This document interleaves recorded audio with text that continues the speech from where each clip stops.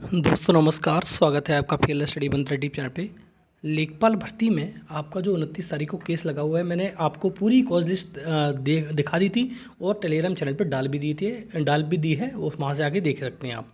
ठीक है दोस्तों।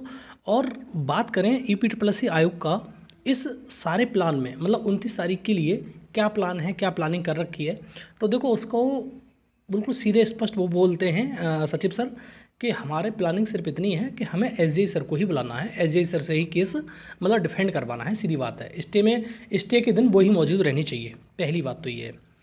अब मेरे को ये समझ में नहीं आता कि जो ईपीडब्ल्यूएससी आयोग वो डबल गेम क्यों खेलता है। ठीक है, वो ईपीडब्ल्यूएससी आयोग के सिर्फ ईपीडब्ल्यूएससी आयोग के बेस की बात कर रहा हूँ। सरकार इसमें डबल गेम खेल रही है, ईपीडब्ल्यूएससी आयोग की तो कोई वो ही नहीं है कि इसमें कुछ कर पाए इंटरफेयर।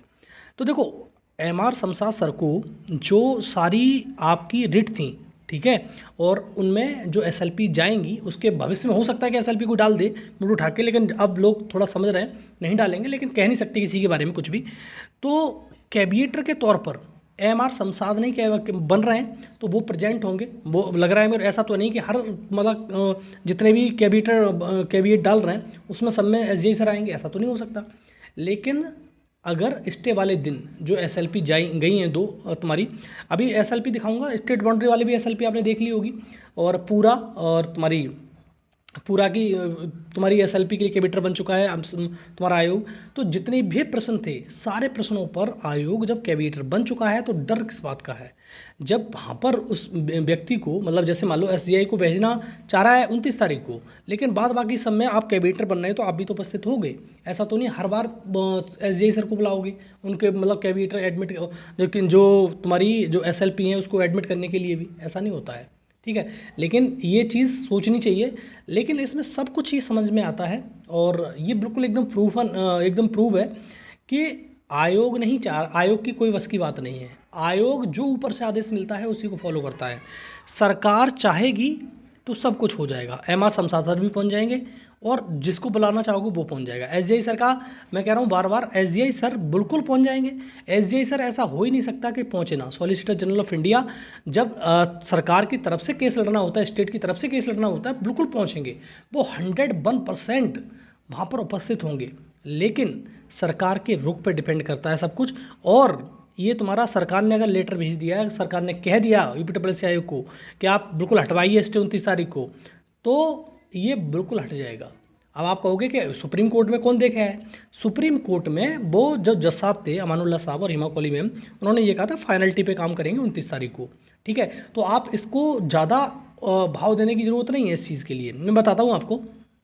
देखो, आप जो अमानुल्लाह सर और हिमा कौली मैम ने बोला है वो फाइनलिटी पे, और एक चीज़ और समझ लो, ये केस एक्सटेंड नहीं हो सकता। ये जो तुम्हारा फाइनलिटी की बात कर दी उन्होंने, या तो ये अगर सब कुछ ठीक ठाक रहा, अगर सरकार का रुख पॉजिटिव है, हमारी तरफ है, तो 29 तारीख को कुछ बचेगा ही नहीं। ये बात मान लेना, अपने जहन में रख लेना, 29 तारीख को कुछ नहीं बच रहा है।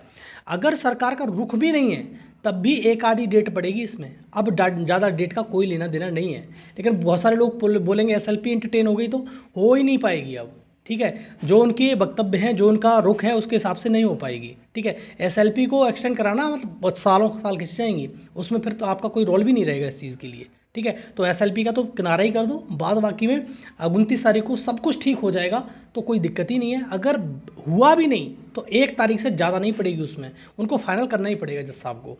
ठीक है, और आप कहोगे इतना कॉन्फिडेंस से क्यों बोल रहे हो। कॉन्फिडेंस से नहीं, ये चीज़ ही ऐसी है, डायरेक्शन मैटर में ज़्यादा खिंच नहीं पाता है चीज़ें। आप कोई लीगल कोई विधिक जानकारी रखता हो सुप्रीम कोर्ट की, उसे पूछ लेना। ये तुम्हारा डायरेक्शन मैटर जब होते हैं, जब होता है, उन्हें फाइनल डिसीजन देना ही पड़ता है। वर्डिक्ट जो भी हो, मतलब देना ही पड़ेगा वर्डिक्ट को उसको। और देखो, ये वाली जो स्टेट बाउंड्री वाला प्रश्न है, इस पर अभी कैबिनेटर बन चुके हैं एमआर शमशाद सर ने, मतलब यूपीडब्ल्यूएससी ने डाला, तो एमआर शमशाद सर की तरफ से वो पिटिशनर है। तो अब ये बताओ, एमआर शमशाद सर वहाँ क्यों नहीं प्रेजेंट होना चाहते हैं। यही डबल गेम में बता रहा हूँ कि डबल गेम आयोग खेल रहा है। आयोग की तो बस की है नहीं, लेकिन सरकार ज़्यादा खेली जा रही है हमसे। ठीक है, उधर साइड पे, दोनों साइड पे मतलब अलग अलग चीज़ कर रही है। एमआर शमशाद सर इसमें हो सकते हैं प्रेजेंट, तो वहाँ पर क्यों नहीं हो सकते। ठीक है, वो हम सिर्फ इसलिए सोच रहे हैं कि एसजीआई सर अगर कुछ बाई चांस नहीं आए तो एमआर शमशाद सर अगर खड़े भी होंगे ना तो उसे डिफेंड कर ले जाएंगे, स्टे हट जाएगा। लेकिन बात क्या है क्या नहीं है, अब वो तो वही जानते होंगे। ऊपर से क्या आदेश आया है, क्या आदेश नहीं आया है, वो हमको थोड़ा ना बता देंगे। हम तो आप लेखपाल हैं छोटे से, लेकिन बहुत बहुत भाई बड़ी चीज़ है। ठीक है दोस्तों, तो ये इन्फॉर्मेशन थी। जो मैंने डबल गेम वाली बात बताई वो सरकार की तरफ से खेला जाएगा, आयोग और राजस्व परिषद की औकात नहीं है कि डबल गेम खेल पाए। ठीक है दोस्तों, तो ये है वीडियो इन्फॉर्मेशन, और इन्फॉर्मेशन अच्छी लगती है तो लाइक शेयर कर दिया करो, चैनल सब्सक्राइब कर लो। धन्यवाद।